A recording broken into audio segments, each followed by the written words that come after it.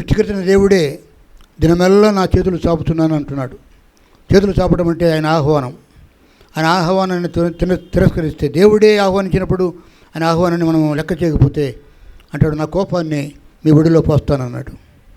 దేవుని కోపం పట్టించకుండా మనం ప్రవర్తిద్దాం. దయచేసి బయట ఉన్నవారు మరి లోపలికి వచ్చి కూర్చుంటే బాగుంటుందేమో. యెహోవా చేత ఆశించబడిన వారులారా లోపలికి రండి. స్థలం ఉందండి, లోపలికి వచ్చి కొంచెం అడ్జస్ట్ చేసుకోండి. బయట కొంతమంది యువకులు ఉన్నారు, విశ్వాసులే ఉన్నారు. మరి మెట్ల మీద కూర్చోవటం ఎందుకు, బయటకు రండి, లోపలికి రండి. అయితే ఈ సమయంలో యెహోవా దేవుడు సృష్టికర్తైన దేవుడే, నన్ను పుట్టించిన దేవుడు, సర్వలోకానికి కర్త అయిన దేవుడు చేతులు చాపి దినమెల్లా నిన్ను ఆహ్వానిస్తూ ఉంటే, యేసుక్రీస్తు వారి సిలువలో చేతులు చాపి మేకులు కొట్టించుకుని ప్రాణం పెట్టాడు. హల్లెలూయా. ప్రయాసపడి పాపభారం మోసుకుంటున్న సమస్తములారా నా దగ్గరకు రండి, నేను మీకు విశ్రాంతినిస్తాను. దాదాపు 9 గంటలు యేసుక్రీస్తు వారి సిలువలో విరాలాడినాడు.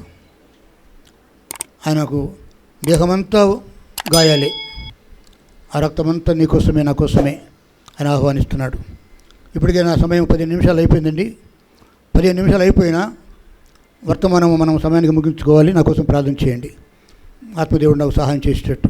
నేను నా జ్ఞానంతో మాట్లాడకుండా దేవుని జ్ఞానంతో మన ఆత్మలకు మన హృదయాలకు అవసరమైన వాక్యం మాత్రమే ఆ మాటలే చెప్పినట్టు నాతో నా ద్వారా దేవుడు కార్యం చేయనట్టు నా కోసం ప్రార్థించండి. వాక్యానికి వద్దాం. పౌలు భక్తుడు కొరింథీ సంఘానికి రాసినటువంటి 2 పత్రికల్లో మొదటి పత్రిక, మొదటి కొరింథీయులకు 6వ అధ్యాయం తెరవండి. మొదటి కొరింథీయులకు రాసిన పత్రిక, సంఘానికి పౌలు భక్తుడు రాసిన ఉత్తరం, మొదటి ఉత్తరం, ఫస్ట్ లెటర్. మొదటి కొరింథీయులకు 6వ అధ్యాయము 12వ వాక్యం చదువుకుందాం. 12వ వాక్యము, అన్నిటి యందు నాకు స్వాతంత్రం కలదు కానీ అన్నీయూ చేయదగినవి కావు. అన్నిటి యందు నాకు స్వాతంత్రం కలదు కానీ నేను దేని చేతను లోపరుచుకొనబడనులను. ఆమేన్. హల్లెలూయా. ఆగస్టు 15న మన దేశానికి స్వతంత్రం వచ్చిన దినం. సాధారణంగా నేను సందర్భానుసారంగా వాక్యం చెప్పను. ఒక డెత్, ఒక బర్త్, ఒక పెళ్ళి, ఈ సందర్భంలో తప్పగా మిగతా రోజుల్లో ఏ వాక్యం నాకు వస్తే ఆ వాక్యం చెప్పేస్తా. కానీ ఎందుకు ఈ సంవత్సరం స్వతంత్రం గురించి వాక్యం చెప్పాలని నాకు ప్రభు నడిపించాడు. స్వతంత్రం కావాలి. మనందరం స్వతంత్రం కోరుకుంటాం. భర్త భార్య నుంచి స్వతంత్రం కోరుకుంటాడు, భార్య భర్త నుండి స్వతంత్రం కోరుకుంటాడు. భార్య ఏమంటుంది, నా భర్త నేనే ఏలాలనుకుంటుంది. భర్త అనుకుంటాడు, నా భార్యని నేనే ఏలాలంటాడు. నా కింద ఆమె ఉండాలని అతను అనుకుంటాడు, నా కింద ఆయన ఉండాలని ఆశిస్తాడు. స్వతంత్రం కోరుకుంటారు. కొంతమంది ఆర్థిక స్వాతంత్రం కోరుకుంటారు. భర్త సంపాదించి తీసుకెళ్ళి భార్యకి ఇవ్వాలా, ఒక పైసా కూడా ఉంచుకోకూడదు. ఎంత వచ్చింది రాలి చేయాలి. భార్య ఏం కోరుకుంటుంది, ఆర్థిక స్వాతంత్రం. ఆయన దగ్గరే పెట్టుకుంటాడంతా. నాకేవాడు భార్యకి ఏం కావాలండి, ఆర్థిక స్వాతంత్రం కావాలి. రాజకీయాల్లో ఉండే వాళ్ళకి ఏ పార్టీలోనే ఉండాలా. ఈరోజు ఈ పార్టీలో ఉంటాడు, రేపు ఆ పార్టీలో ఉంటాడు. రాజకీయ స్వాతంత్రం. మాట్లాడేవాడు బాగా మాటగారికి, నేను ఏమైనా మాట్లాడతాను, నాకు స్వతంత్రం కావాలా, నేను ఎవడు అభ్యంతరం పెట్టకూడదని చెప్పి ఫ్రీడమ్ ఆఫ్ స్పీచ్ అంటారు. Freedom of speech. మతంలో ఉండేవాడు ఈరోజు ఈ మతంలో ఉంటాడు, రేపు ఇంకొక మతానికి వెళ్తాడు. మత స్వాతంత్రం కావాలి. రకరకాల స్వాతంత్ర్యాలు. పిల్లలు, మా నాన్న నన్ను బంధించినటువంటి చేస్తాడు, మా నాన్న నుంచి నాకు విడుదల కావాలని చెప్పి పిల్లలు కోరుకుంటారు. మా తల్లి నుంచి నాకు విడుదల కావాలని చెప్పి తల్లిదండ్రులు పిల్లలు తల్లిదండ్రుల నుంచి స్వతంత్రం కోరుకుంటారు. ఉద్యోగాలు చేసేవాళ్ళు యాజమాన్యం నుంచి స్వతంత్రం కోరుకుంటారు. నన్ను రాసి రంపన పెడుతున్నారు మా ఆఫీసర్లు అని చెప్పి ఆడు విడుదల కోరుకుంటాడు. ప్రతి ఒక్కడికి స్వతంత్రం అవసరం. సైతాన్ గారు కూడా స్వతంత్రం కోరుకున్నాడు. లూసిఫర్ అనేవాడు 4 ప్రధాన దూతల్లో ఒక దూతగా ఉన్నటువంటి లూసిఫర్ అనేటువంటి గొప్ప సంగీత దర్శకుడు, పరలోకంలో దేవుని సింహాసనం ఎదుట పరిశుద్ధుడు అని చెప్పి నిత్యము పొగుడుతున్నటువంటి సంగీతానికి దర్శకుడుగా ఉన్నటువంటి ప్రధాన దూతల్లో ఒక దూత అయినటువంటి లూసిఫరు స్వతంత్రం కోరుకున్నాడు. నేను ఈ దేవుడి కింద నేను ఎంత మాత్రము ఉండలేను, ఈ దేవుడు మీద ఎక్కువ అధికారం చూపిస్తున్నాడు కాబట్టి నేనే దేవుడిని అయిపోతాను. దేవుని సింహాసనం కంటే నా సింహాసనాన్ని కొంచెం ఎక్కువ చేసుకుంటానని చెప్పి హృదయంలో అనుకున్నాడంట. అది కార్యాచరణలో పెట్టలే. ఇంకా ఉదయంలో అనుకున్నాడు, ఆలోచన దేవుడు తెలుసుకున్నాడు. ఒక తనుదంతే భూమి మీద వచ్చి పడ్డాడు. వాడి రూపం మారిపోయింది. వాడు సాతాను అయ్యాడు, వాడు అపవాది అయిపోయాడు. వాడు భూమి మీదకి వచ్చాడు. వాడిని సపోర్ట్ చేసినటువంటి వాడి దూతలు దయ్యాలుగా మారినాయి. వాడు మరి సాతానుగా మారిపోయాడు, అబద్ధములకు జనకుడు అయిపోయాడు. స్వతంత్రం కావాలి. Too much is too bad అంటారు కదండి. స్వతంత్రం కావాలి, కానీ దానికి ఒక లిమిట్ ఉంది. అందుకని వాక్యం చదువుతుంటే అన్నిటి యందు నాకు స్వతంత్రం కలదు. కానీ స్వతంత్రం ఉంది, మాట్లాడడానికి స్వతంత్రం ఉంది, పార్టీలో మాట్లాడడానికి స్వతంత్రం ఉంది, నీకు దేవుల్లో ఉన్న వారికి కూడా కొంత స్వతంత్రం ఉంది. కానీ స్వతంత్రం ఉందని చెప్పి దాన్ని అధికంగా కోరుకుంటే దేవుడు కోపడతాడు. అన్నిటి యందు నాకు స్వాతంత్రం కలదు, కానీ అన్నీ చేయదగినవి కావు. నాకు స్వతంత్రం ఉందని చెప్పి నేను కారు వేసుకొని బైక్ వేసుకొని రోడ్డు మధ్యలో పోతుంటే ఈ మహాపట్టణంలో ఎట్లుంటుందండి? అపాయం, డేంజర్. ఎవడెవడు కొడతాడు, పడిపోతావు, యాక్సిడెంట్ అయిపోద్ది. అందుకని గవర్నమెంట్ ఏం పెట్టిందంటే వాహనదారులకి కీప్ లెఫ్ట్. నీకు స్వతంత్రం ఉంది, కానీ నీ ఇష్టానుసారంగా నడపలేవు బండిని. ప్రభుత్వం కొన్ని చట్టాలు ఏర్పాటు చేసింది. ఆ చట్టం మన క్షేమం కోసమే. హల్లెలూయా. మత స్వాతంత్రం ఉంది, రాజకీయ స్వాతంత్రం ఉంది, ఆర్థిక స్వాతంత్రం ఉంది, మాట స్వాతంత్రం, మాట్లాడే స్వాతంత్రం ఉంది, వాహనాలు నడిపి తినడానికి, తాగడానికి, జీవితంలో నీ ఇష్టాన్ని నెరవేర్చుకోవడానికి అన్నిటికీ స్వతంత్రం ఉంది. కానీ దానికి ఒక లిమిట్ ఉంది. ఎందుకంటే ప్రభుత్వాలే ఒప్పుకోవు, దేవుడు అసలు ఒప్పుకోడు. నీకు స్వతంత్రం ఇచ్చాడు, ఎంతవరకు నీకు ఇచ్చాడో ఆ స్వతంత్రాన్ని నువ్వు కాపాడుకుంటే నీకు మర్యాద ఉంటుంది. దేవుని దగ్గర కూడా నీవు మర్యాద కాపాడుకోవాలి, నీ విశ్వాసాన్ని కాపాడుకోవాలి, దేవుని దగ్గర ఉన్నటువంటి ఆ క్రమమును కూడా నువ్వు పాటించాలి. నాకు స్వతంత్రం ఇచ్చాడు దేవుడిని ఇష్టానుసారంగా ప్రవర్తిస్తే ఆ స్వతంత్రాన్ని దేవుడు అంగీకరించాడు. నీ క్రమంలోనూ ఉండాలి, నీ హద్దుల్లోనూ ఉండాలి. సంఘంలో ఎలా ఉండాలో, నీ ఇంట్లో నీ భర్త ఎదుట, నీ భార్య ఎదుట, నీ పిల్లల ఎదుట, సమాజంలో ఎలా ఉండాలో ఒక క్రమం ఉంది. Freedom is not unlimited. Hallelujah. దానికి లిమిట్ ఉంది. నీ హద్దులో నువ్వు ఉండకపోతే నువ్వు దేవుణ్ణి అవమానపరుస్తున్నావు, సమాజాన్ని అవమానపరుస్తున్నావు, నీ కుటుంబానికి అది మంచిది కాదు, నీ జీవితానికి కూడా అది మంచిది కాదు. అన్నిటి యందు స్వాతంత్రము ఉంది, కానీ అన్నీ చేయదగినవి కావు. కొన్ని చేయదగినవి ఉన్నాయి, అవే చేయండి. చేయకూడనివి చేసి, అనకూడనివి అని ప్రవర్తించకూడని ప్రవర్తనను కలిగి ఉంటే మొదట దేవునికి అవమానం, దేవునికి కోపం. ఎందుకంటే దేవుని యొక్క మంచితనాన్ని నువ్వు అపహాస్యం చేస్తున్నావు. నీవు అల్లరితో కూడిన ఆటపాటలతో ఉన్నావేమో, క్రైస్తవ విశ్వాసంలోకి వచ్చిన తర్వాత కూడా నీ స్వతంత్రాన్ని నువ్వు దుర్వినియోగం చేస్తున్నావేమో. జాగ్రత్త. ఎంతవరకు నీ స్వతంత్రాన్ని వాడుకుంటున్నావు? నీకు ఇచ్చిన స్వతంత్రమును బట్టి నువ్వు దేవుని మహింపరచాలి, కానీ దేవుని అవమానపరచకూడదు, దేవునికి కోపం పుట్టించకూడదు. జాగ్రత్త. కనుక నీకు స్వతంత్రం ఉందని చెప్పి సంఘంలో నీకు స్వతంత్రం ఉంది, నీ ఇంట్లో నీకు స్వతంత్రం ఉంది, సమాజంలో నీకు స్వతంత్రం ఉంది, కానీ స్వతంత్రానికి ఒక హద్దు ఉంది. అన్నీ చేయదగినవి కావు. నీ మాట జాగ్రత్త, నీ చూపు జాగ్రత్త, నీ ప్రవర్తన జాగ్రత్త. నీ బంధువులతో మాట్లాడినట్టుగా అందరితో మాట్లాడలేవు, నీ స్నేహితులతో మాట్లాడినట్టుగా అందరితో మాట్లాడలేవు, నీ భర్తతో మాట్లాడినట్టు, నీ భార్యతో మాట్లాడినట్టు, నీ పిల్లలతో మాట్లాడినట్టు, నీ ఇంట్లో ఉన్నట్టుగా నువ్వు అక్కడెక్కడ ఉండలేవు. ముఖ్యమంత్రి ఆఫీసుకు పోతే ఆయన పిలిచిన దాకా మనం పోకూడదు. నేను వచ్చాను, నాకు బాగా తెలుసు అని చెప్పిపోతే పోనేవారు సెక్యూరిటీ వాళ్ళు. ప్రేమ దేవుని పిల్లరా, నీ స్వతంత్రాన్ని నువ్వు ఉపయోగించుకో, అది దేవునికి మహిమ. దయచేసి ఇదే మొదటి కొరింథీయులకు రాసిన పత్రిక 10వ అధ్యాయము 23వ వచనం చూడండి. 10వ అధ్యాయం 23వ వాక్యం. అన్ని విషయములందు నాకు స్వతంత్రం కలదు, కానీ అన్నీ చేయదగినవి కావు. అన్నిటి యందు నాకు స్వాతంత్రం కలదు, కానీ అన్నీ క్షేమాభివృద్ధి కలుగజేయవు. హల్లెలూయా. అన్నింటిని వలందు క్షేమము లేదు. ఎక్కడ క్షేమం ఉందో అవే చేయండి. ఏ స్వాతంత్రం అయితే దేవుడు నీకు ఇచ్చాడో, లేక ఏ స్వాతంత్రం అయితే నీ భర్త, నీ భార్య, నీ పిల్లలు, నీ యొక్క ఆఫీసు యాజమాన్యము, లేకపోతే నీ క్రమములో నువ్వు పొందుకున్నావో, ఆ స్వాతంత్రము నువ్వు అనుభవిస్తున్నప్పుడు దానివల్ల ఏం కలగాలండి? క్షేమాభివృద్ధి కలగాల. సంఘంలో అయితే సంఘానికి క్షేమం కావాలి, అభివృద్ధి కావాలా? నీ ఇంట్లోనైతే నీ ఇంటికి అభివృద్ధి, ఆశీర్వాదము, క్షేమం కావాలా? బయట వారితో నువ్వు ప్రవర్తిస్తుంటే బయట వారికి కూడా నీ ప్రవర్తన వలన, నీ స్వతంత్రం వలన క్షేమము, అభివృద్ధి కావాలా? అన్ని విషయములందు నాకు స్వాతంత్రం ఉందని చెప్పి అన్నీ చేస్తూ ఉంటే కుదరదు. అన్నిటి యందు నాకు స్వాతంత్రము కలదు, కానీ అన్నీ క్షేమాభివృద్ధి కలుగు చేసేవి కావు. ఏ వయసులో ఉన్నవారమైనా, పురుషులమైన, స్త్రీలమైన, భర్తలమైన, భార్యలమైన, కుమారులమైన, కుమార్తెలమైన మనం ఎదుగుతూ ఉండగా దేవునిలో, వాక్యంలో, ప్రార్థనలో, క్రమంలో ఆ స్వాతంత్రాన్ని మనము దుర్వినియోగం చేయొద్దు.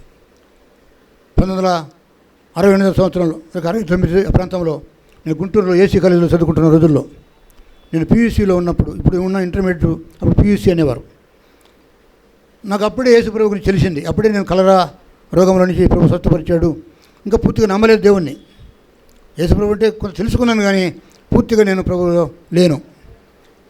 ఒక సంవత్సరం వేస్ట్ అయిపోయిన తర్వాత నేను కాలేజీలో చేరాను. అక్కడ నాకు ఎంతోమంది స్నేహితులు లేరు. నేను ఊరి నుంచి వెళ్ళాను. మా ఊరు మారుమూల ప్రాంతం. గుంటూరు పట్టణం ఎప్పుడు చూడలే. పుట్టిన తర్వాత ఫస్ట్ టైం వెళ్ళాను. ఆ ఏసీ కాలేజీలో మెరిట్ స్టూడెంట్స్కే సీట్ ఇస్తారు. మామూలుగా చిన్న కొంచెం మార్కులు ఇస్తే సీట్ ఇవ్వరు. దేవుడు నాకు, అది క్రైస్తవ కళాశాల, నేను క్రైస్తవుని కాదు, మెరిట్ ఉంది కాబట్టి నాకు సీట్ దొరికింది. అయితే స్నేహితులు ఎవరు లేరు. ఒక ఖాళీ పీరియడ్లో ఒక పీరియడ్ ఖాళీగా ఉంది.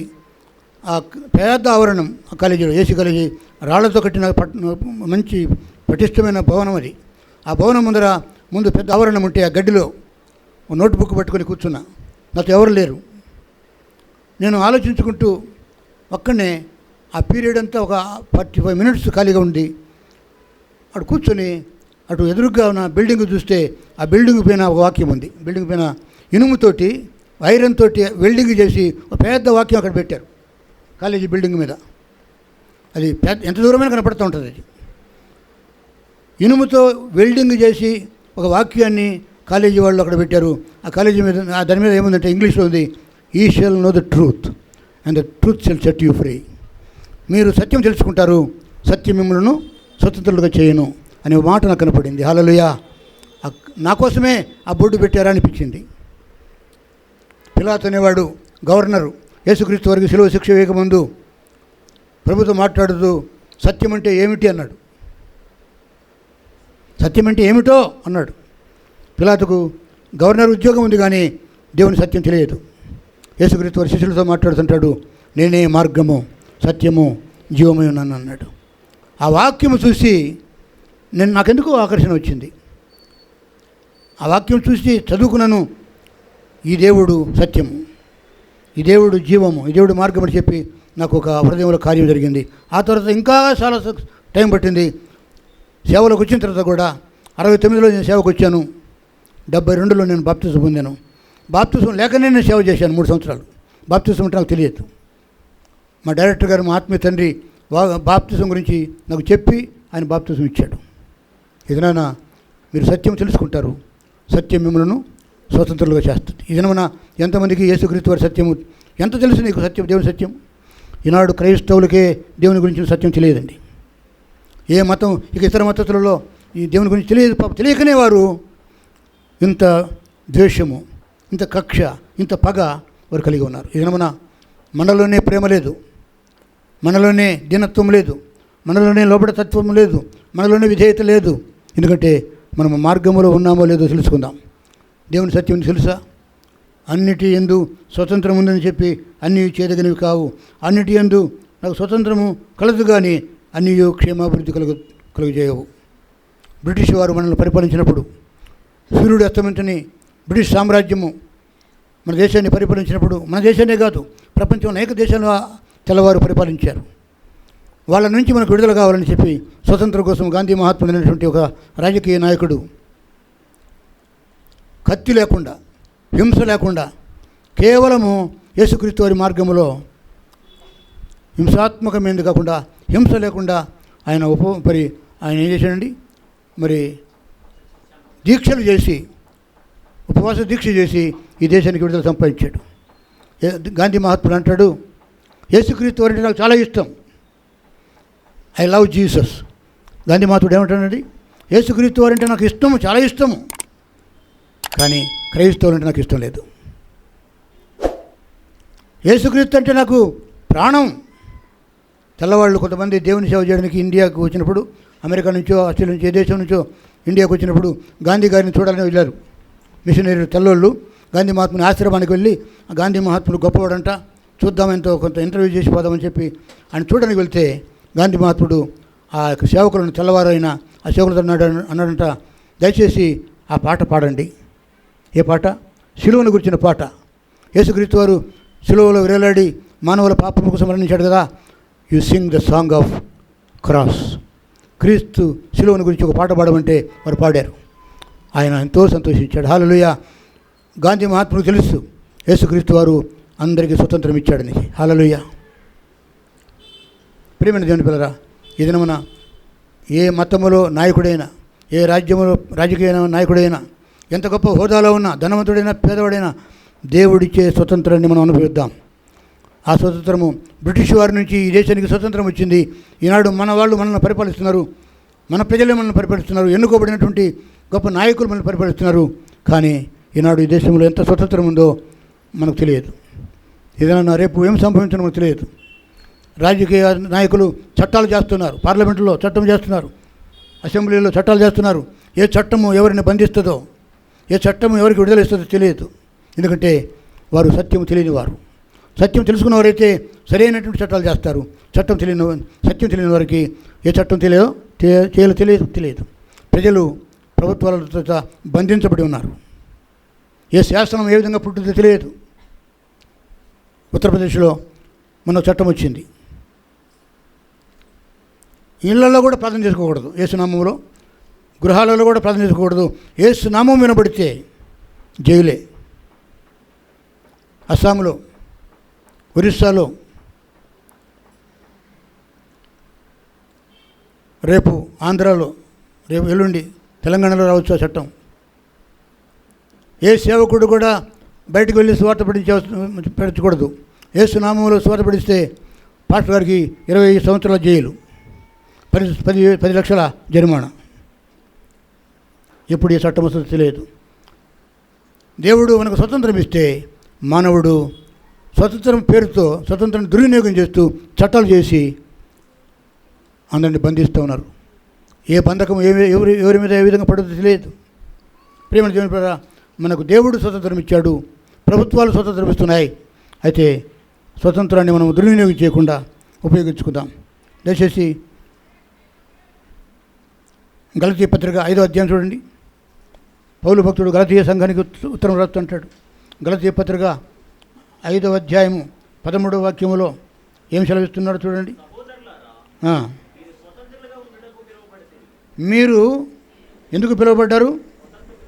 స్వతంత్రులుగా ఉండుటకే పిలువబడతారు.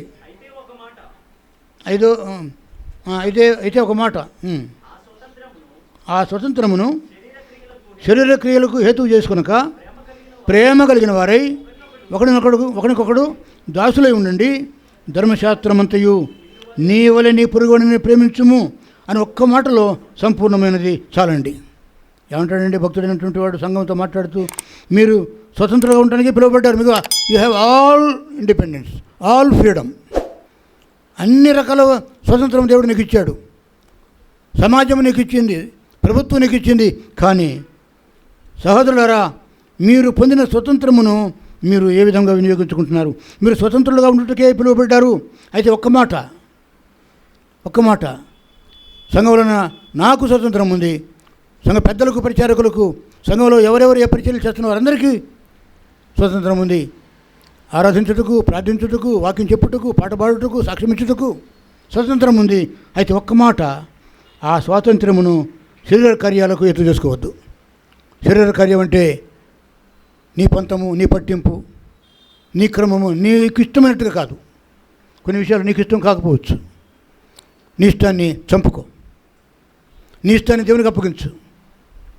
ఒక్క మాట, ఆ స్వాతంత్రమును శరీరకరమ క్రియలు అయినటువంటి నీ ప్రవర్తనకు అది ఆస్పదం చేసుకోవద్దు. దేవుని వాక్యం సెలవిస్తుందో ఆ వాక్యానికి బదులవై ఉండు. దేవుడు నేను దీవిస్తాడు. ఆత్మ సంబంధమైన స్వతంత్రము నీకు అవసరం. శరీర క్రియలకు అది ఆస్పదం కావద్దు. కాబట్టి అయితే ఒక్క మాట, ఆ స్వాతంత్రమును శరీర క్రియలకు హేతు చేసుకునక ప్రేమ కలిగిన వారై ప్రేమించండి. నేను ద్వేషించేవాడిని కూడా ప్రేమించు, నీ శత్రువుని కూడా ప్రేమించు. యేసు ప్రభువు ప్రేమించే శిలువలో మరణించాడు. ఆయన్ను గాయపరిచిన వారిని ఆయన శపించలేదు. ఆయన మీద ఉమ్మి వేసిన వారిని ఆయన శపించలేదు. ఆయన గుద్ది, వెనక వీపు మీద గుద్ది, గాయపరచబడిన వీపు మీద గుద్ది, నువ్వు ప్రవక్తవు కదా, నిన్ను ఎవరు గుద్దారో ప్రవచనం చెప్పమన్నారు. ఆయన గడ్డపు వెంట్రుకలు పీకారు. ఆయన తలపై ముళ్ళ కిరీటం పెట్టి పెద్ద పీటతో ఒత్తారు. రక్తం స్రవిస్తూ ఉంది. ఎవరు నేను చెప్పించలేదు. తండ్రి అయిన దేవుడు యేసుక్రీస్తు వారికి స్వతంత్రం ఫుల్గా సంపూర్ణ స్వతంత్రం ఇచ్చాడు, కానీ ఆయన స్వతంత్రాన్ని దుర్వినియోగం చేయలేదు. ప్రేమనే ప్రకటించాడు. ఆ స్వతంత్రంలోనే ప్రేమను ప్రకటించి మరణం పొందినంతగా ప్రాణం పెట్టాడు. చేతులు చాపుకొని, కాళ్ళు ముడుచుకొని, బల్లెంతో పొడవబడిన వాడై గుండె పగిలి నీకోసం మరణించాడు. ఆయన మరణము మనకు జీవము. యేసుక్రీస్తు వారు తన యొక్క స్వతంత్రాన్ని దుర్వినియోగం చేసుకోలేదండి. నువ్వు కుమారుడివా, కుమార్తెవా, నువ్వు భర్తవా, భార్యవా, నీవు ప్రభుత్వ ఉద్యోగివా, ప్రైవేటు ఉద్యోగివా, నువ్వు వ్యాపారం చేస్తున్నావా, అన్నిటి అందు నీకు స్వతంత్రం ఉంది. అయితే ఒక్క మాట, నీకు దేవుడిచ్చిన స్వతంత్రాన్ని శరీర కార్యములకు ఉపయోగించుకొని దేవునికి కోపం పుట్టించొద్దు, దేవుని విసిగించొద్దు. దేవుడు మనకు సహాయం చేయను గాక. ఆమేన్, హల్లెలూయా. నువ్వు చేయవలసింది ఒకటే, నీ వలే, నిన్ను వలే నీ పొరుగువానిని ప్రేమించగలిగితే. ఇందాక సహోదరుడు ప్రార్థించాడు, ప్రేమించాలని ఆజ్ఞ ఉంది, కానీ మేము ప్రేమించలేకపోతున్నాం. అది ఆత్మ సంబంధమైన బలం. మనం అడిగి పొందుకోవాలి. హల్లెలూయా, అడిగి పొందుకోవాలి. ఒకసారి ఒక కుటుంబం వారు నన్ను ఆహ్వానించారు. సఫిలగూడలో వారి సంఘంలో స్థలం లేక సఫిలగూడలో ఉండే ఒక సంఘంలో వారి యొక్క ఇంటి కార్యక్రమం పెట్టుకున్నారు. ఆంటీ గారి ఆ ఇంటిలో ఒక ముసలాం ఉంది. ఆమె వయస్సు 98 సంవత్సరాల వయసులో ఆమెకు కుమారుడు, కోడలు బర్త్డే చేస్తున్నారు. హేమాంటి ఆమె బర్త్డే కోసమై సఫిలగూడలో మా ఇంటికి దగ్గరలో ఉన్నటువంటి ఒక సంఘంలో స్థలము కోరుకొని ఆ సంఘ పెద్దలను పర్మిషన్ అడిగి ఆ సంఘ కాపరికి కూడా చెప్పి నన్ను ఆహ్వానించారు వాక్యం చెప్పడానికి. అయితే ఆ సంఘానికి కాపరిగా ఉన్న ఆయన నాకు క్యూట్ చేసినాడు. నేను సంస్థలో ఉన్నప్పుడు నాతో పాటు ఆయన పనిచేశాడు, నా దగ్గరే పనిచేశాడు అసిస్టెంట్గా. అయితే అతను అక్యూట్ చేశాడు. అతని జీవితంలో నేను మళ్ళీ చూడకూడదు అనుకున్నాను, జీవితంలో అతనితో మాట్లాడకూడదు అనుకున్నాను. కానీ దేవుడు అక్కడికే పంపించాడు. పాస్టర్ గారు నేను వెళ్ళాం, ఆ సమయానికి వెళ్ళాం. ఆ పాస్టర్ గారు ఎదురుగా వచ్చాడు. ఏ పాస్టర్ని అయితే నేను ద్వేషించాను, ఏ పాస్టర్ అయితే నాకు కీడు చేశాడో, ఎన్నడూ అతని ముఖం చూడకూడదు అనుకున్నాను. కానీ దేవుడు అక్కడికే పంపించాడు. పరిచర్య ప్రారంభం కాకముందే అతను వచ్చాడు. నాకు తెలుసు అతను అక్కడ ఆ సంఘంలో కాపరిగా ఉన్నాడని తెలుసు. జీతానికి పనిచేస్తున్నాడు ఆయన. ఆ సంఘంలో పెద్దలు నియమించారు ఆయన్ని. పేరు చెప్పను, కానీ నేనే వాక్యం చెప్పబోతున్నానని చెప్పి తెలుసు ఆయనకి. ఎదురుగా వచ్చాడు, ప్రేతులాడు చెప్పాడు. నేను కూడా ప్రేతులాడు చెప్పాను. కానీ నా హృదయం ఏముందండి, ఆయన ముఖం చూస్తుంటే వా ఏంటి పరీక్ష, అతని ముఖం నేను చూడకూడదు అనుకున్నాను. నాకు చేసిన కీడు చాలా గొప్పది, చాలా నష్టం కలిగించాడు నాకు. అయితే దేవుడు నాతో మాట్లాడాడు, నువ్వు కూడా ప్రేతులాడు చెప్పమన్నాడు దేవుడు. హల్లెలూయా. ప్రేతులాడు చెప్పి షేక్ హ్యాండ్ ఇచ్చాను. హల్లెలూయా. అయ్యగారు చాలా సంతోషం చూడడం అని చెప్పి నాతో మాట్లాడాడు. ఇప్పటికీ ఆయన మా కాలనీలో ఉంటాడు. ఎప్పుడైనా కనబడితే ఆయన తల ఉంచుకుంటాడు. సేవకులను మేము కూడా నన్ను వల్ల నేను మిమ్మల్ని ప్రేమించాలా, ఎందుకంటే స్వాతంత్రం ఉందని చెప్పి నేను సంఘ కాపురిని పాస్టర్ని చెప్పి నా ఇష్టానుసారంగా ప్రవర్తిస్తే నా స్వతంత్రాన్ని నేను దుర్వినియోగం చేసుకుంటున్నాను. హల్లెలూయా. ప్రేమించగలిగితే మంచిదండి. అయితే ఒక్క మాట, ఆ స్వాతంత్రమును శరీర క్రియలకు, శరీర సంబంధమైన అలవాట్లకు, శరీర సంబంధమైన పంతం పట్టింపులకు నువ్వు ఉపయోగించుకుంటే దేవునికి అది మంచిది కాదు. దేవుడు నిన్ను ప్రేమిస్తున్నాడు. నిన్ను వలే నీ పొరుగువాడిని నువ్వు కూడా ప్రేమించు. ప్రేమ కలిగిన వారై ఒకరికొకరు దాసులై ఉండ, అంటే నీకు దాసులై ఉండంటే వంగి నమస్కారం చేయనవసరంలా, తగ్గించుకోండి అని దాని అర్థం. దాసులు అంటే ఎవడో దాసులుగా ఉండడు, ఇష్టపడ్డు. నేనే మీకు జీతగాడిని అంటాం కదా, మనం దాసులము జీతగాళ్ళం కాదు, ఎవరికి వాళ్ళమే స్వతంత్రులమే. కానీ దేవుడు ఏమంటే నీకు ఒక విశ్వాసి, నీ తోటి విశ్వాసి ఎదురైనప్పుడు నువ్వు ఎలా తగ్గించుకోవాలంటే అంతగా తగ్గించుకో. కొంగ భక్తి నకమైన కాదు, ముసలి కన్నీళ్ళు కార్చడం కాదు, నటన కాదు, నిజంగానే ప్రేమించాలి. నిజంగానే దినత్వాన్ని మనం స్వతంత్రం చేసుకోవాలి. హల్లెలూయా. ఎందుకంటే మన దేవుడు మనకు నేర్పించిన సత్యం అదే. ఒకవేళ నీకంటే తక్కువడే కావచ్చు కాక, నీ స్థితి గొప్పది కావచ్చు కాక, అతని స్థితి తక్కువ కావచ్చు కాక, ఆయనను దేవుని ప్రేమలో ఉంటే నీవు దాసునిగా యేసుక్రీస్తు వారు సాక్షాత్తు దేవుని కుమారుడు ఉండి దాసుని స్వరూపం ధరించుకున్నాడు. హల్లెలూయా. దాసుని స్వరూపం ధరించుకున్నాడు. కొడితే కొట్టలేదు, తిడితే తిట్టలేదు. యేసయ్య మన దేవుడైతే, యేసయ్య మన ప్రభువు అయితే, యేసయ్య మన రక్షకుడైతే ఆయన సారూప్యంలోకి మనం మార్చబడాలి. ఆయన అలవాట్లు మనకు రావాలి, ఆయన సౌందర్యం మనకు రావాలి, ఆయన తగ్గింపు మనకు రావాలి. తను తగ్గించుకునేవాడు హెచ్చింపబడును, తను హెచ్చించుకునేవాడు తగ్గించబడును. మాజీ పార్లమెంటు మెంబర్ ఎంపీ గారు అరుణ్ కుమార్, ఉండవల్లి అరుణ్ కుమార్ ఆయన అనేకులతో మాట్లాడుతున్నాడు. మీ అందరికీ మీకు మతం ఉంది, మీ అందరికీ మీకు దేవుళ్ళు ఉన్నారు, నేను కూడా హిందువునే, నాకు కూడా ఒక మతం దేవుడు ఉన్నాడు. అయితే నేనంటున్నాను, యేసుక్రీస్తు వారు దేవుని కుమారుడు మాత్రమే కాదు, ఆయన దేవుడే. ఏమన్నానండి? మీరేమి నమ్ముతున్నారో నేను నమ్మేదైతే యేసుక్రీస్తు వారు నా దేవుడు. ఆయన దేవుని కుమారుడు మాత్రమే కాదు, ఆయన సర్వలోకానికి దేవుడు. ఎందుకంటే ఎవరు చెప్పని మాట ఆయన చెప్పాడు. ప్రపంచంలో మతకర్తలు ఎవరు చెప్పని మాట ఈయన చెప్పాడు. కాబట్టి నేను ఈ దేవుడిని నమ్ముతున్నాను అని ఒక బ్రాహ్మణుడు సాక్ష్యం ఇస్తే అందరూ విన్నారు. ఎందుకంటే తనను తగ్గించుకునేవాడు హెచ్చింపబడును, తను హెచ్చించుకునేవాడు తగ్గించుకుని. ఏ మతకర్త ఈ మాట చెప్పలేదు, ఏ మత గురువు ఈ మాట చెప్పలేదు. యేసుక్రీస్తు వారు ఇంత గొప్ప దేవుడు, ఆయనే నాకు దేవుడు అని చెప్పి గొప్ప సాక్ష్యం ఇచ్చాడు. ఏదైనా నీ కులం కాదు, నీ మతము కాదు, నీ వర్ణము, లేకపోతే నీ ఆచార వ్యవహారం, నీ కట్టు, నీ పొట్టు, నీ సంస్కారం, నీ సంస్కృతి కాదు. ఇక దేవుని ముందు తగ్గించుకో, మనుషులను కూడా తగ్గించుకో, దీనత్వం ధరించు. నీ స్వతంత్రం ఎక్కడికి పోదు. You have all freedom to behave as you like. నీ ప్రవర్తనను దేవునికి అప్పగించుకో. ఎటువంటి పరిస్థితుల్లో కూడా స్వతంత్రాన్ని దుర్వినియోగం చేయొద్దు. ముఖ్యంగా దేవుని ఎదుట, ముఖ్యంగా సంఘం ఎదుట, దేవుని ప్రజల ఎదుట నీ సాక్ష్యాన్ని కాపాడుకోవాలంటే, నీ విశ్వాసాన్ని కాపాడుకుంటూనే నీ స్వతంత్రాన్ని కూడా వినియోగించుకోవాలి, దుర్వినియోగపరచవద్దు. దయచేసి మొదటి పేతురు పత్రిక చూడండి ఒకసారి. మొదటి పేతురు పత్రిక. పేతురు భక్తుడు తన సంఘానికి ఉత్తరం రాస్తూ తన పత్రికలో ఈ విధంగా అంటాడు. మొదటి పేతురు పత్రిక. నా సమయం మించిపోతుంది, నేను ముగించాలి. అయితే ఆత్మదేవుడు ఎంతవరకు మాట్లాడతాడో చూద్దాం. మొదటి పేతురు పత్రిక దయచేసి 2వ అధ్యాయము 16-17 వచనాలు చదవండి. స్వతంత్రులై ఉండి దుష్టత్వమును కప్పిపెట్టుటకు మీ స్వాతంత్రమును వినియోగపరచక దేవునికి దాసులమని లోబడి ఉండడి. అందరినీ సన్మానించండి, సహోదరులను ప్రేమించండి, దేవునికి భయపడండి, రాజును కూడా సన్మానించండి. హల్లెలూయా.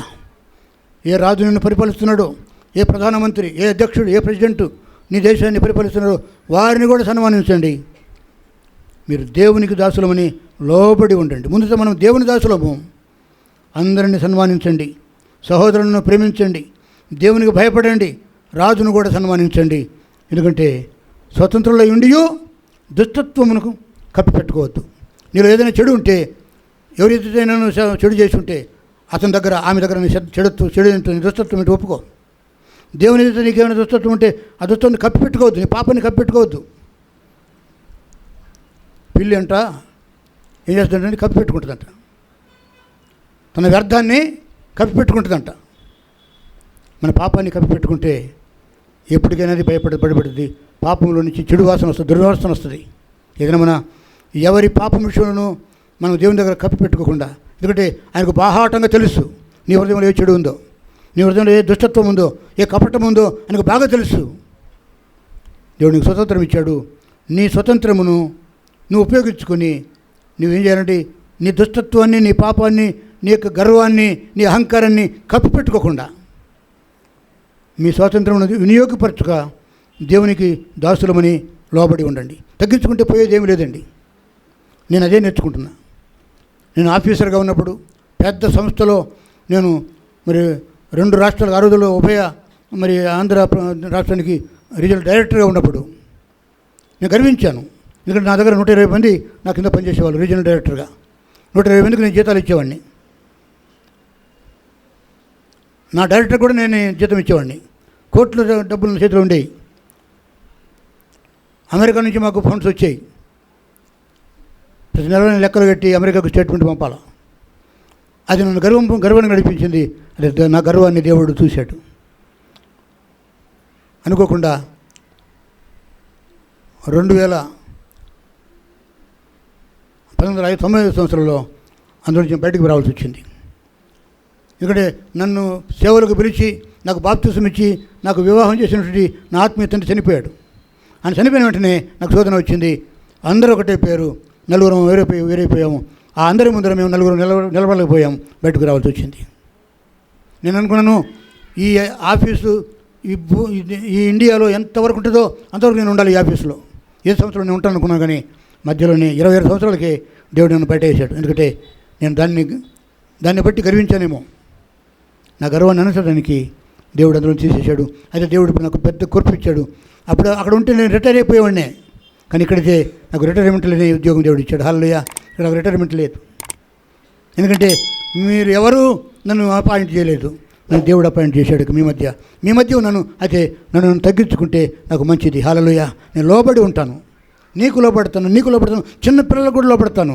ఎందుకంటే నాది పోయింది ఏమీ లేదు. తగ్గించుకుంటే దేవుడు నన్ను గణపరుస్తాడు. హల్లెలూయా. నేనే తగ్గించుకుంటాను. మీకంటే ఎవరైనా ఏ ఘనత నాకు లేదు. మీకున్నంత ఆస్తిపత్రులు నాకు లేవు. నీకున్నంత జ్ఞానం నాకు లేదు. నాకున్నదల్లా యేసయ్య కృప, ఆయన కృపే. ఈనాడు నేనేమి నేర్చుకుంటుంటే నా పిల్లలకు కూడా నేను లోబడి ఉంటాను, నా ఇంట్లో వారికి కూడా నేను లోబడి ఉంటాను. ఇంకా నేర్చుకుంటున్నాను. హల్లెలూయా. ఒక భర్తగా, ఒక ఇంటి యజమానుడిగా, ఒక సంఘ కాపరిగా నాలో గర్వం లేకుండా చేయి ప్రభువా అని నేను ఇంకా లోబడడానికి నేర్చుకుంటున్నాను. స్వతంత్రం ఉంది. ఒక భర్తగా, ఒక ఇంటి యజమానుడిగా, ఒక తండ్రిగా, సంఘానికి కాపరిగా దేవుడిచ్చిన అధికారం నాకు ఉంది. కానీ నేను దుర్వినియోగం చేయను. నేను దీనత్వం ధరిస్తాను. ఎందుకంటే దానివల్లనే నాకు ఘనత వస్తుంది. మనం కూడా తగ్గించుకుందామండి. మీరు స్వతంత్రులై ఉండి దుష్టత్వమును కప్పిపెట్టుకోవద్దు. మీ స్వాతంత్రమును వినియోగపరచక దేవునికి దాసులై ఉండి లోబడి ఉండండి. అందరిని సన్మానించండి, సహోదరులను ప్రేమించండి, దేవునికి భయపడండి. రాజును కూడా, నీ మీద పరిపాలన చేస్తున్న వారిని కూడా సన్మానించండి. దయచేసి మొదటి కొరింథీయులకు ఇదే మొదటి కొరింథీయులకు రాసిన పత్రిక 8వ అధ్యాయము 9వ వచనం చూడండి. 8-9 అక్కడ ఏముందండి?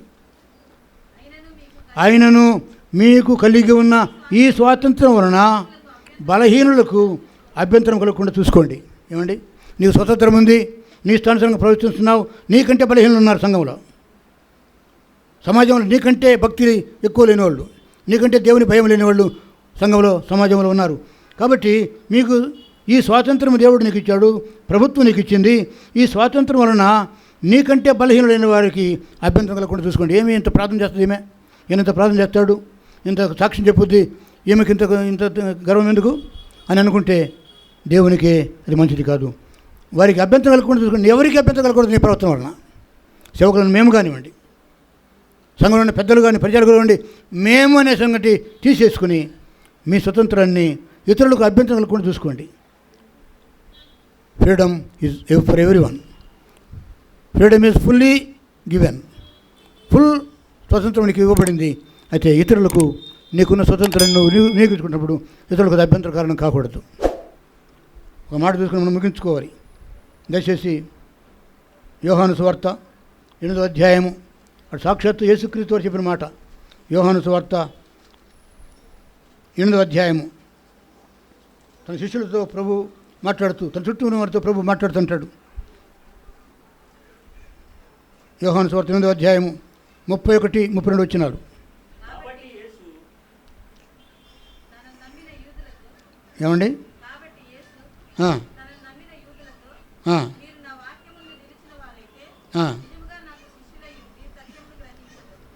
సత్యమును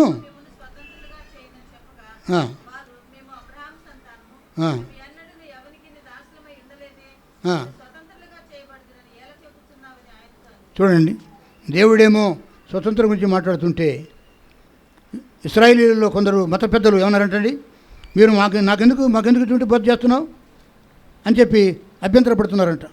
ప్రభు ఏమో ఏమంటే, కాబట్టి యేసు తన యందు విశ్వాసం ఉంచినటువంటి యూదులతో మాట్లాడుతూ ఏమంటున్నాడంట, మీరు నా వాక్యం ముందు నిలిచిన వారైతే నిజముగా నాకు శిష్యులే ఉంటారు, అంతేకాదు నా సత్యమును మీరు గ్రహిస్తారు, అప్పుడు సత్యం మిమ్మల్ని స్వతంత్రులుగా చేయనని చెప్పగా, వారు ఏమన్నారంటే ఇశ్రాయేలులో మత పెద్దలు ఏమన్నారంట, మేము అబ్రహాము సంతానము, మేము ఎన్నడూ ఎవరికి దాసులము ఉండలేదే, మీరు స్వతంత్రులుగా చేయబడుతారని ఎలా చెబుతున్నావని ఆయన విషయంలో వారు అభ్యంతరపడ్డారు. అందుకు యేసు ఏమన్నాడండి, పాపము చేయి ప్రతివాడును పాపమునకు దాసుడు. హల్లెలూయా. నీవు స్వతంత్రాన్ని దుర్వినియోగపరిస్తే నీ యొక్క అవిధేయత నీకు యాజమాన్యం వహిస్తుంది. నీ పాపానికి దాసురాలివి నీవు అవుతావు. దాసుడు ఎల్లప్పుడూ ఇంటిలో నివాసం చేయడు, కుమారుడు ఎల్లప్పుడూ నివాసం చేయను.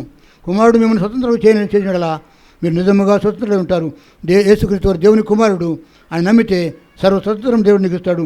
మీరు అబ్రహాము సంతానం అని నాకు తెలియను, అయినను మీలో నా వాక్యమునకు చోటు లేదు కనుక నన్ను చంపడానికి చూస్తున్నారు.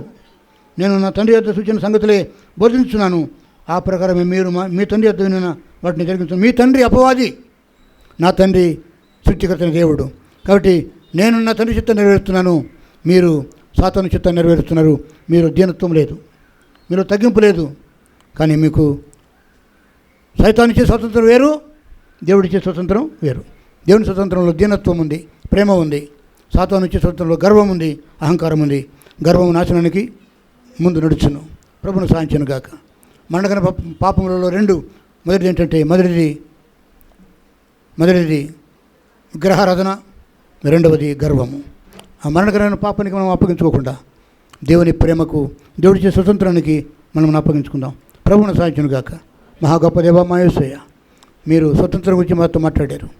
సంఘంలో స్వతంత్రం ఉంది, కుటుంబాల్లో స్వతంత్రం ఉంది, సమాజంలో స్వతంత్రం ఉంది, ప్రభుత్వం ఇచ్చే స్వతంత్రం ఉంది. అయితే మేము అయా హద్దుల్లో ఉండటానికి మాకు మీ కృప చూపించండి, మనం తగ్గించుకోవడానికి మాకు సాధించండి. మీరు ఇచ్చిన స్వతంత్రం వలన మేము మిమ్మల్ని మయంపరచడానికి సాధించండి. బల నిమిత్తమై సిద్ధపరుస్తున్నటువంటి పరిచారకులతో పెరగండి. విశ్వాసమైన మేమందరము మీ బలలో చేయటం నడిపించండి, సహాయం చేసి నడిపించండి. ఘనత మహిమ ప్రబల పొందండి. నిజముగా మీ దగ్గర లోకములో మీ సమాధానం గల వరమై దినత్వంలో నడిపించుకున్నట్టుకు మాకు నేర్పించండి. యేసు నామములో అడిగి వేడుకుంటున్నాము తండ్రి, ఆమేన్. హల్లెలూయా. ఆశీర్వాదం తీసుకుందామండి. తలలో ఉంచండి. మళ్ళీ ప్రార్థన చేయను. ఆశీర్వాదం. తండ్రి అయిన దేవుని ప్రేమ, ప్రభువైన యేసుక్రీస్తు వారి కృప, పరిశుద్ధాత్మ దేవుని అన్యోన్య సహవాసము, ప్రియ సంఘ సహవాసంలో మనందరికీ, మన కుటుంబాలకు, సంతానములకు, సమస్తమునకు, సంఘమునకు, పరిచర్యకు, సకల పరిశుద్ధులకు, ప్రపంచ సంఘానికి, ప్రపంచ ప్రజలకు, ప్రభుత్వాలకు ఇప్పుడు ఎల్లప్పుడు సదాకాలం తోడుగా ఉండి కాపాడి భద్రపరిచి దీవించి స్వస్థపరిచి విజయ పదవులు నడిపించును గాక. ఆమేన్. హల్లెలూయా. యేసు రక్తమునకే జయం. ప్రభు యేసు రక్తమునకే సంపూర్ణ విజయం. అపవాది క్రియలకు నాశనము కలుగును గాక. ఆమేన్.